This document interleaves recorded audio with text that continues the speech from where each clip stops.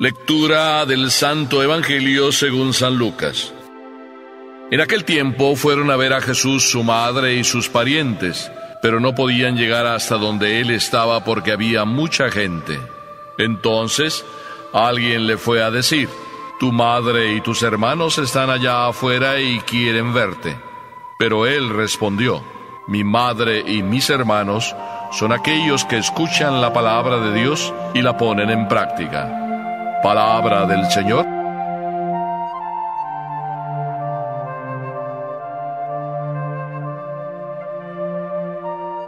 Me gustaría de grande ser papá. Recuerdo haberle escuchado esta frase a un papá, pero habérsela escuchado no con el gozo como cuando era niño. Cuando era niño él decía: me gustaría ser papá. Pero cuando se la escuché ya era papá. Y simplemente me dijo: sí, me gustaría ser papá, pero ¿sabe qué, padre? Ahora que soy papá, me he dado cuenta que ya no soy lo que tengo que ser. Y comentaba así como desilusionado de la vida porque se descubrieron sus deseos. Es decir, se descubrieron sus deseos de que me gustaría ser papá, así decía de niño, para mandar. Eso era lo que había de fondo en él, y también lo que de fondo se convertía en tristeza. Para mandar era su gozo de niño, pero ahora que se ha convertido en papá, resulta que me dice: ahora mis hijos, hasta el más pequeño, me dice en qué escuela tengo que meterle, y si no, hoy me amenaza de que me va a demandar. Me gustaría ser papá. ¿Por qué se convirtió en tristeza este deseo bueno de aquel niño que quería ser papá? El Evangelio nos responde hoy, y nos responde de una manera muy sencilla, porque resulta que Jesús está ahí, y lo rodea una grande muchedumbre. El Evangelio nos dice: un grande gentío, mucha gente se acumulaba en torno a Jesús. Todos estaban con Jesús, todos querían aprender de Jesús. Sin embargo, la misma gente como que era un estorbo. Y digo como que era un estorbo porque el Evangelio nos dice así tan brevemente que la mamá de Jesús, María, y los parientes estaban ahí junto al gentío por la parte de atrás. Así nos quiere hacer sentir el Evangelio, y alguien se dio cuenta de que estaba ahí María y por tanto manda el anuncio a Jesús diciéndole: oye, tu mami y tus parientes están ahí afuera esperándote.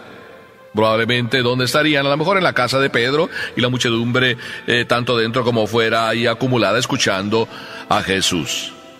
Jesús como que no hace caso.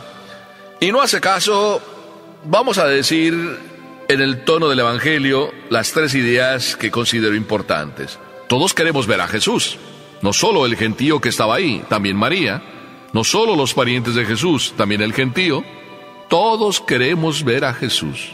Esto me hace recordar aquella experiencia del Papa Juan Pablo II, cuando le dijeron que por qué los jóvenes se drogaban, y él, en vez de dar una respuesta un poco filosófica o teórica, simplemente dijo: pues porque en el fondo buscan a Jesús, en el fondo buscan la felicidad. Todos buscamos a Jesús porque de alguna manera, como diría San Agustín, en nuestro propio corazón está la imagen de Jesús. Y vamos detrás no solo de esa imagen, sino detrás de la persona de Jesús. Pero nos estorba el gentío. ¿Cuántas veces nosotros, queriendo en lo más profundo de nuestro ser saciar nuestra felicidad, nos encontramos con miles de cosas que nos estorban? No es solo la gente que nos dice cosas diferentes de Jesús. No es solo la gente que nos aparta y nos dice: esas son cosas de curas. No solo la gente que nos dice: eso es para los viejos. No solo el periódico, la televisión, las revistas que nos dicen: sí, esas son cosas pasadas de la Edad Media. No solo nuestra propia mamá y papá que nos dice: pues cuando seas grande tú aprenderás. Así vamos viviendo como apartados de Jesús. Todo lo que nos rodea nos estorba a veces para llegar a Jesús. Cuidado entonces, cuidado. Debemos ser cuidadosos para que todo lo que nosotros tenemos de terreno, lo que tenemos de mundano, no nos estorbe para llegar a Dios.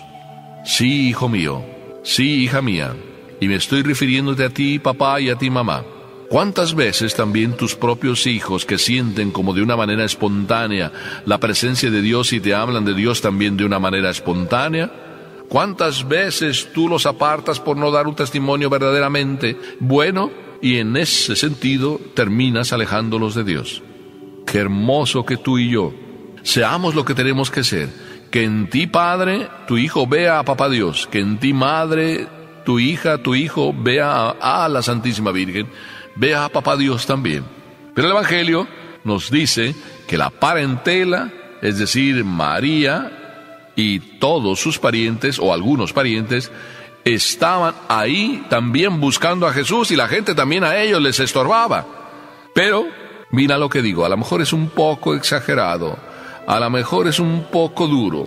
A María no le basta ser madre para estar cerca de Jesús. ¿Por qué? Realmente a María lo que le gana para estar cerca de Jesús no es tanto ser madre cuanto ser hija. Y yo diría que ahí está la riqueza de María. ¿Me escuchaste bien? María siempre está cerca de Jesús, la que más está cerca de Jesús, no porque es y fue madre, eso fue una elección de Dios, sino porque fue hija. Y en esto está el secreto. Aquí es donde tú y yo debemos aprender la verdadera riqueza de por qué podemos y cómo podemos estar cerca de Jesús. Sí, hijo mío, aprender a ser hijos. Y la riqueza de aprender a ser hijos está como todo buen hijo, cuando un buen hijo es hijo cuando obedece. Las madres siempre dicen, si me amaras, hijo mío, obedecerías. Y lo dicen de manera espontánea, no lo han aprendido en ninguna universidad. Simplemente así lo dicen, si me amaras, obedecerías. Papá Dios dice lo mismo, si tú me amas, obedecerías. Y cuando tú obedeces, estás aprendiendo a ser papá, estás aprendiendo a ser mamá. Es más, cuando tú llegas a ser papá y a ser mamá, ¿a quién tienes que seguir? Parece que a nadie, ¿verdad? Que ahora es el momento de seguir tu capricho y hacer lo que te da la gana. Y sin embargo, en tu conciencia, tú sientes siempre lo que debes hacer. ¿Por qué una madre cuando trata de manera, burda, dura, cruel, yo diría, hasta malagradecida, y no solo malagradecida, sino poco tiernamente a sus hijos, no puede ir a la cama en la noche? ¿Por qué? Solo va a la cama después, como aquella madre fue en la noche y ya el niño estaba dormido, y dándole el beso, la misma mamá despierta a su hijo, y entonces la mamá, viendo al hijo despertado, le dice, ¿me perdonas? El hijo responde, mami, yo ya te perdoné, siempre te perdono. Y aquella mami recibió la lección de su hijo, y no solo recibió la lección de su hijo, sino que se pudo ir a la cama tranquilamente, viendo un hijo tan bueno como ella todavía no aprendía a ser, y siendo ya mamá.